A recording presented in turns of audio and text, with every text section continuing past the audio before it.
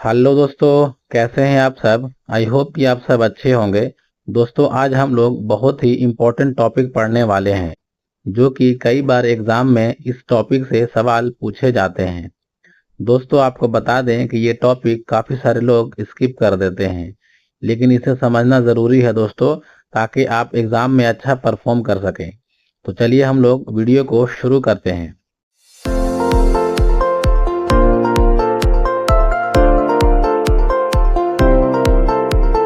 सबसे पहला क्वेश्चन है, संगम शब्द का क्या अर्थ है। राइट आंसर है परिषद या गोष्ठी।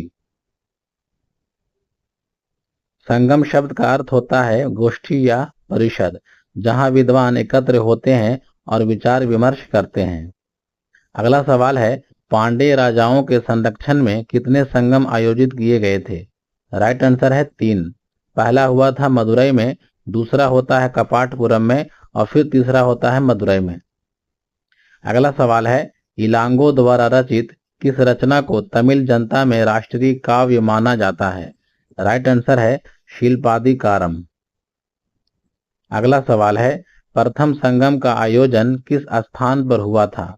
राइट आंसर है मदुरई और दूसरा होता है कपाटपुरम में और फिर तीसरा हो जाता है मदुरई में। तो इन तीनों को आप याद रखेंगे।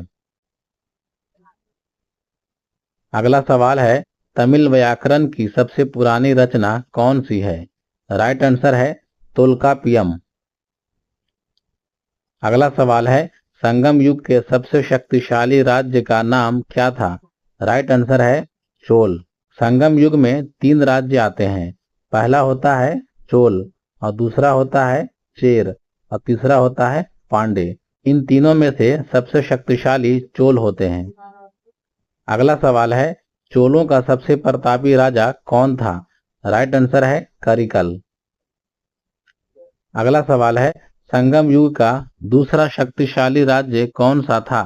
इसका राइट आंसर है चेर। पहला होता है चोल और दूसरा होता है चेर। यहाँ पे देख सकते हैं, संगम युग का दूसरा राज्य चेरों का था, जो कि आधुनिक केरल क्षेत्र में स्थित था। अगला सवाल है, संगम युग में मंत्रियों को क्या कहा जाता था। राइट आंसर है अमाईचान। अगला सवाल है, संगम युग में व्यापारियों को किस नाम से जाना जाता था। राइट आंसर है वेनिगर। अगला सवाल है, संगम काल के दौरान कौन सा खाद्यान्न मुख्य था। राइट आंसर है चावल। यानी संगम काल में लोग चावल का यूज बहुत ज्यादा करते थे। अगला सवाल है, संगम युग का प्रमुख बंदरगाह कौन सा था जो मोती खोजने के लिए प्रसिद्ध था। इसका राइट आंसर है कोरकई। अगला सवाल है, संगम युग के दौरान समय जानने के लिए किस उपकरण का उपयोग किया जाता था। राइट आंसर है जल घड़ी। अगला सवाल है, तमिल देश का प्राचीन देवता कौन था। राइट आंसर है मुरुगन। अगला सवाल है, संगम युग में राजा के न्यायालय को क्या कहा जाता था। राइट आंसर है मनरम। अगला सवाल है, संगम युग में चेर राज्य कहाँ स्थित था। इसका राइट आंसर है केरल। अगला सवाल है, संगम युग का तीसरा शक्तिशाली राज्य कौन सा था। राइट आंसर है पांडे। अगला सवाल है, संगम युग में राजा के दरबार में कौन सा मुख्य सलाहकार होते थे। राइट आंसर है अमाईचान। संगम युग में मंत्रियों को अमाईचान कहा जाता था और यही मंत्री सलाह भी देते थे।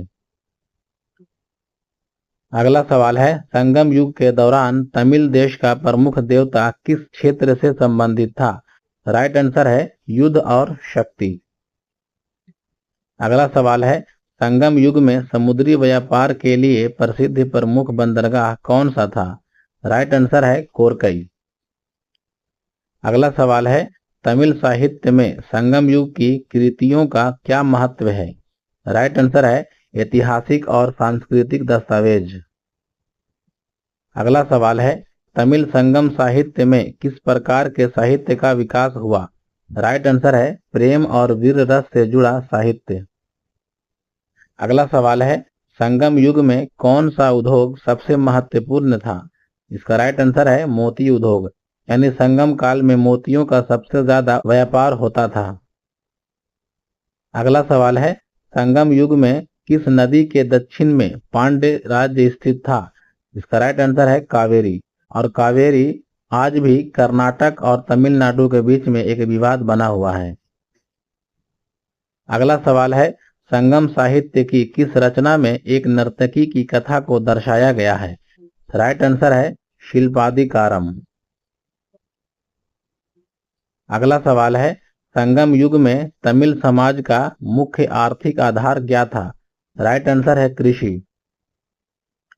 अगला सवाल है, कौन सी संगम साहित्य रचना तमिल संस्कृति और नैतिकता के सिद्धांतों पर आधारित है? राइट आंसर है थिरुकुरल।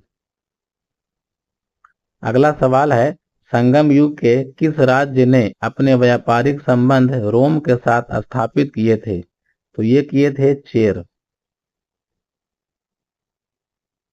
अगला सवाल है, संगम युगीन साहित्य में किस प्रकार की काव्य विधाओं का प्रमुखता से उल्लेख मिलता है? राइट आंसर है प्रेम और वीरता से संबंधित काव्य। दोस्तों आज के लिए बस इतना ही। मिलते हैं हम लोग फिर अगले वीडियो में कुछ नए टॉपिक को लेकर।